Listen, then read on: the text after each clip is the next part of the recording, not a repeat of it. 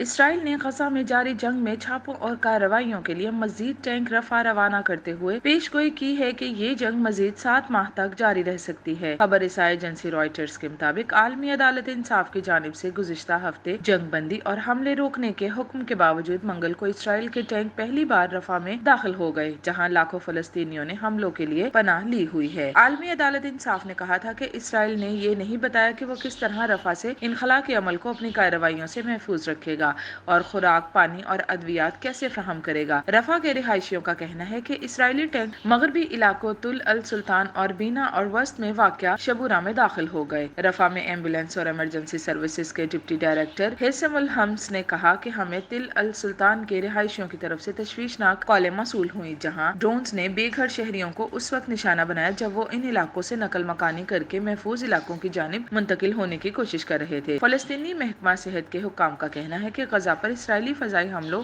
اور گولہ باری میں 19 شہری شہید ہو گئے۔ وزیر صحت ماجد ابو رامان نے امریکہ پر زور دیا کہ وہ امداد کے لیے رفح کراسنگ کھولنے کے لیے اسرائیل پر دباؤ ڈالے۔ انہوں نے کہا کہ فی الحال ایسا کوئی عندیہ نہیں ملا کہ اسرائیلی حکام جلد ایسا کریں گے، اور غزہ کی محصور پٹی میں مریض علاج اور ادویہ کی کمی کی وجہ سے مر رہے ہیں۔ اسرائیل کے قومی سلامتی کے مشیر نے کہا کہ اسرائیلی فوج مصر کی سرحد پر بفر زون کے 3/4 حصے پر کنٹرول رکھتی ہے، اور اس کا مقصد حماس کو ہتھیاروں کی اسمگلنگ کو روکنے کے لیے اس تمام حصے کو کنٹرول کرنا ہے۔ انہوں نے مزید کہا کہ غزہ میں لڑائی کم از کم 2024 میں پورا سال جاری رہے گی، اور اس بات کا عندیہ دیا کہ اسرائیل حماس کے مطالبے اور قیدیوں کی رہائی کی ممکنہ پیشکش کے باوجود جنگ کو ختم کرنے کے لیے تیار نہیں۔